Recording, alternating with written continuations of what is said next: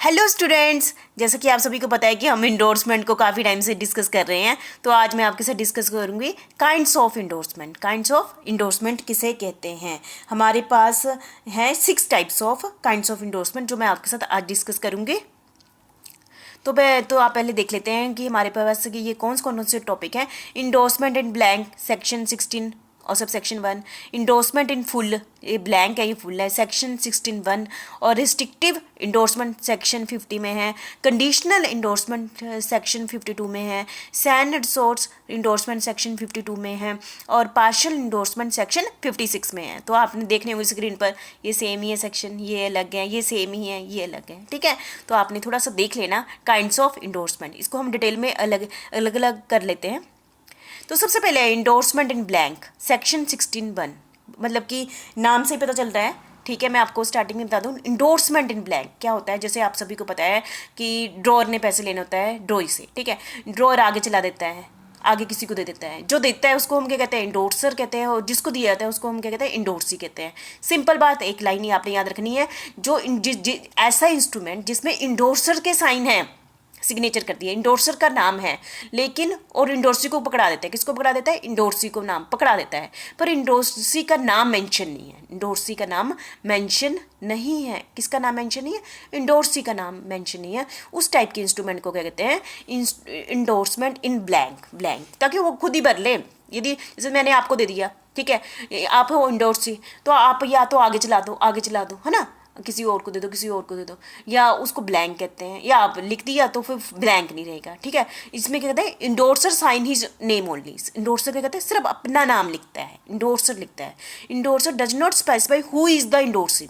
जिसमें endorser specify नहीं कहते कौन इंडोर्सी है, ठीक है। और सेक्शन 54 क्या कहता है? The instrument become payable to bearer thereof even though originally it was payable to order, ठीक है। जिसके हाथ में चला जाता है, जैसे इंडोर्सी के हाथ में, जो किसी पर्सन को पकड़ा दिया, वो आगे आगे चलाता रहता है, तो ये कौन सा इंस्ट्रूमेंट बन गया? बीरर इंस्ट्रूमेंट बन गया सेक्शन 54 के अकॉर्डिंग। चाहे वो स्टार्टिंग्स में ऑर्डर था चाहे स्टार्टिंग में क्या था ना, ऑर्डर के बेस पर था। और सेक्शन 49 क्या कहता है? ए होल्डर ऑफ द इंस्ट्रूमेंट में without signing his own name convert the blank endorsement into the full endorsement, ठीक है। जैसे कहने का मतलब है, जैसे उस इंस्ट्रूमेंट पर इंडोर्सी का नाम नहीं लिखा है ना, यही है ना। यदि ब्लैंक था, जब इंडोर्सी का नाम लिख दो तो वो क्या बन जाएगा? इंडोर्समेंट इन फुल बन जाएगा। बस यही है मतलब कि इंडोर्समेंट इन ब्लैंक क्या होता है? जिसमें सिर्फ इंडोर्सर का नाम लिखा हुआ है, ठीक है, बस। और जहाँ पर इंडोर्सी का नाम भी लिख देते हैं तो इंडोर्समेंट इन फुल भी हमारा सेकंड टॉपिक हो जाता है, ठीक है। तो आपको दोनों टॉपिक तैयार हो गए। इंडोर्समेंट इन ब्लैंक क्या होता है? जहाँ पर इंडोर्सी का नाम नहीं मेंशन किया गया है, वो आगे आगे चलाता रहता है। इंडोर्समेंट इन फुल क्या होता है? जिसमें इंडोर्सी का नाम लिख देते हैं, बस इसको कहते हैं, ठीक है। तभी दोनों के सेक्शन सेम ही है। ये भी सेक्शन 16(1) में है, दूसरा भी इंडोर्समेंट एंड फुल भी सेक्शन 16(1) में। जैसे मैंने आपको समझा दिया, when the endorser in his endorsement mention as to whom the amount is paid, मतलब कि किसको पेमेंट करनी है उसका नाम मेंशन कर देता है, मतलब इंडोर्सी का नाम नाम लिख देता है। तो endorsement is said to be endorsement in full, ठीक है, simple. The endorsement in blank followed by an endorsement in full, ठीक है। ब्लैंक को हम कन्वर्ट कर सकते हैं ना, कैसे कन्वर्ट कर दें? जब इंडोर्सी का नाम लिख दो तो ब्लैंक को फुल में कन्वर्ट कर दो, ठीक है। नेक्स्ट हमारा रिस्ट्रिक्टिव इंडोर्समेंट ना, जैसे नाम से ही लग रहा है ना, सेक्शन 50, जिसमें रिस्ट्रिक्शन लगाई होगी। वो ऐसा इंस्ट्रूमेंट जिसने इंडोर्सर ने कह दिया मिस्टर सी को ही पेमेंट की करनी है, तो रिस्ट्रिक्शन लगा दी ना, ठीक है। ऐसा नहीं है कि मिस्टर सी आगे को करेगा, है ना, रिस्ट्रिक्शन लगा दी। द इंडोर्सर में all together exclude the right of the further, मतलब कि जो इंडोर्सर है वो ये कहता है आपने आगे फ्यूचर में आगे किसी और को इंडोर्समेंट नहीं देनी है, आगे नेगोशिएशन नहीं करना है, अपने तक ही रखना है। आपको दे रहा हूँ तो आप ही पेमेंट लोगे, आप इस इंस्ट्रूमेंट को आगे किसी और को नहीं चलाओगे। जैसे ना मैंने आपको 500 रुपये दे दिया, बस आप यूज़ करो, उसके बाद उसको जला दूँ, मतलब इस टाइप से हो गया कि आगे फर्दर उस डॉक्यूमेंट को डिलीवरी नहीं होगी, only on the restricted date. और मैं मेयरली कंस्टिट्यूट द इंडोर्सी, और या तो इंडोर्सी का एजेंट लेगा, ठीक है। Receive its content for the endorser और for some other specified person, मतलब कि स्पेसिफाइड पर्सन है वो ही लेगा, उसके बाद ये नेगोशिएबल इंस्ट्रूमेंट आगे नहीं चलेगा। जैसे उन्होंने pay the content to C only, सिर्फ सी को ना इंडोर्सी को पेमेंट की जाएगी। पे सी for my use, pay C और order of the account of B, मतलब कि यहाँ ये रिस्ट्रिक्शन लगा दी है कि मिस्टर सी को ही पेमेंट होगी, उसके बाद ये वाला नेगोशिएबल इंस्ट्रूमेंट आगे डिलीवर नहीं किया जाएगा, आगे नेगोशिएट नहीं किया जाएगा। तो सिंपल बात, एक ही बात याद रखनी, रिस्ट्रिक्टेड इंडोर्समेंट क्या होती है, जिसमें मैं पहले ही मेंशन कर दिया इंडोर्सर ने कि मिस्टर कि इसी को इसके बाद यही आप ही लोगे पेमेंट, आगे ये नेगोशिएबल इंस्ट्रूमेंट आप चलाओगे नहीं, ठीक है, आगे चलाओगे, आगे डिलीवर नहीं करोगे, ठीक है। नेक्स्ट है हमारा कंडीशनल इंडोर्समेंट अंडर सेक्शन 52, जैसे कि नाम से ही पता चल गया, जिसमें कंडीशन लगी होगी, यदि वो कंडीशन फुल होगी तभी ये इंडोर्समेंट होगी, ठीक है। The endorser can make the endorsement in such a way that the right of the endorsee to receive the amount due is made depend upon the happening of a specific event, although such an even every may never happen। Event इकट्ठा हो गया, event है ये, event और on the fulfilment of the some condition, मतलब कि यहाँ पर कहने का मतलब है आप बस ये देगा कि इंडोर्सर ये कंडीशन लगाता है, यदि ये इवेंट घटित होगा तभी इंडोर्सी को पैसे मिलेंगे, यदि ये इवेंट घटित नहीं होगा तो इंडोर्सी को पैसे नहीं मिलेंगे, ठीक है, मतलब कंडीशन लगा दी। तो इस टाइप के इंडोर्समेंट को क्या कहते हैं, कंडीशनल इंडोर्समेंट सेक्शन 52। और सेक्शन 46, 47 क्या कहता है, such any condition does not affect the right of the holder in due course, ठीक है, आप समझ गए।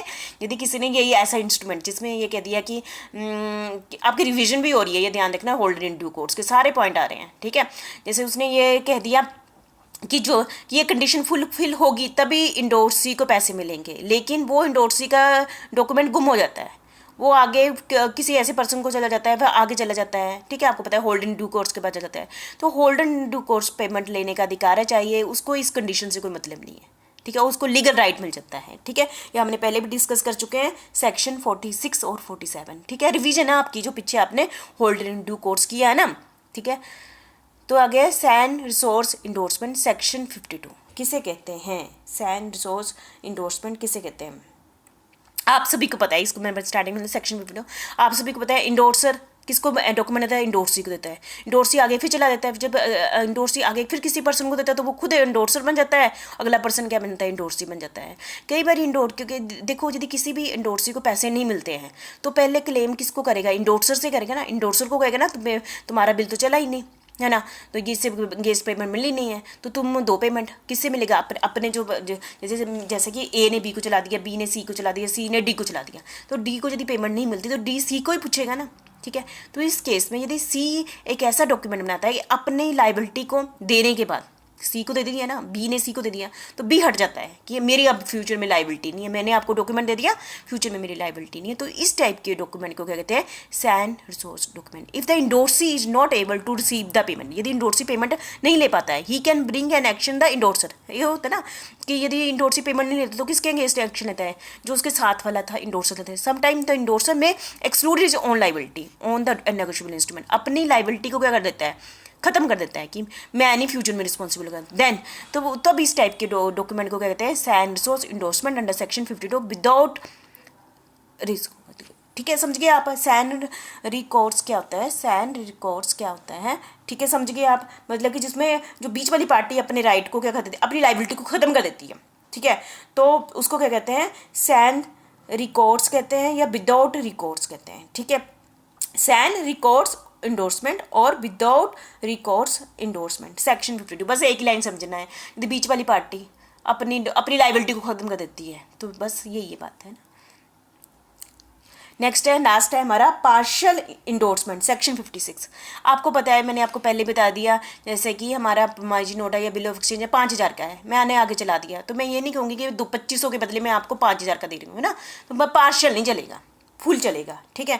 Negotiable instrument can not be transferred for a part of the amount appearing to be due on the instrument, जितना amount लिखा है ना वही आगे ट्रांसफर होगा ना, जो चेक में 5000 रुपये लिखा है तो ऐसा कहूँगी 2500 रुपये का पेमेंट होगी, पूरी होगी ना, ठीक है। लेकिन थोड़ा सा आगे देखना आपने, सेक्शन 56 कहता है प्रोवाइड द, यदि पहले पेमेंट हो चुकी है, पहले पेमेंट पार्ट हो चुकी है और अगली बाकी है, तो अगली के लिए ये वैलिड माना जाएगा, ये वैलिड इंडोर्समेंट माना जाएगा। Section provides that where a part of the sum has been already paid, ये ध्यान रखना, ऑलरेडी पहले ही पेमेंट हो चुकी है, एंड तो बैलेंस के लिए ये वैलिड इंडोर्समेंट माना जाएगा, ठीक है, आप समझ गए होंगे। ठीक है, तो मैंने आज आपके साथ डिस्कस किया टाइप्स ऑफ इंडोर्समेंट। सबसे पहले ब्लैंक, हमने ब्लैंक किसमें, सीधी बात है, आपने एक ही लाइन याद रखनी, इसमें इंडोर्सर के साइन होंगे, इंडोर्सी के साइन नहीं होंगे, नहीं या साइन मतलब उसकी इंडोर्सी का नाम नहीं मेंशन होगा। और इंडोर्समेंट इन फुल में क्या होगा, इंडोर्सर का नाम तो है ही, उसके साइन तो होने, इंडोर्सी का नाम भी होगा। ठीक है, बस इसमें ये है। और रिस्ट्रिक्टेड इंडोर्समेंट क्या होता है अंडर सेक्शन 50, इसमें वो कहता है कि सिर्फ आपको पेमेंट मिलेगी, आगे आप इंस्ट्रूमेंट को नहीं चलाओगे। ठीक है, कंडीशनल इंडोर्समेंट किसमें होती है, इसमें इंडोर्सर इंडोर्सी को कहता है यदि आप कंडीशन फुलफिल करोगे तभी आपको पैसे मिलेंगे, नहीं तो नहीं मिलेंगे। ठीक है, लेकिन ये वाली कंडीशन किस पर लागू नहीं होती, होल्डर इन ड्यू कोर्स पर लागू नहीं होती हैं। सैन रिकॉर्ड्स इंडोर्समेंट किसे कहते हैं, जिसमें बीच वाली पार्टी अपनी लाइबिलिटी को खत्म कर देती है कि मैं एनी फ्यूचर में रिस्पॉन्सिबल होगा यदि आपको पेमेंट मिलती है या नहीं मिलती है। ठीक है, और पार्शियल इंडोर्समेंट किसे कहते हैं, कि जो हमने डॉक्यूमेंट में जितने पैसे लिखे हुए हैं वो ही आगे ट्रांसफर होंगे। ठीक है, ऐसा नहीं कि उसके आधे या कुछ कम नहीं होंगे। ठीक है, तो ये थे 6 पॉइंट, ये बहुत ईजी है। ठीक है, आपने इसको अच्छे ढंग से कर लेना, काइंड्स ऑफ इंडोर्समेंट। ठीक है, थैंक यू वेरी मच।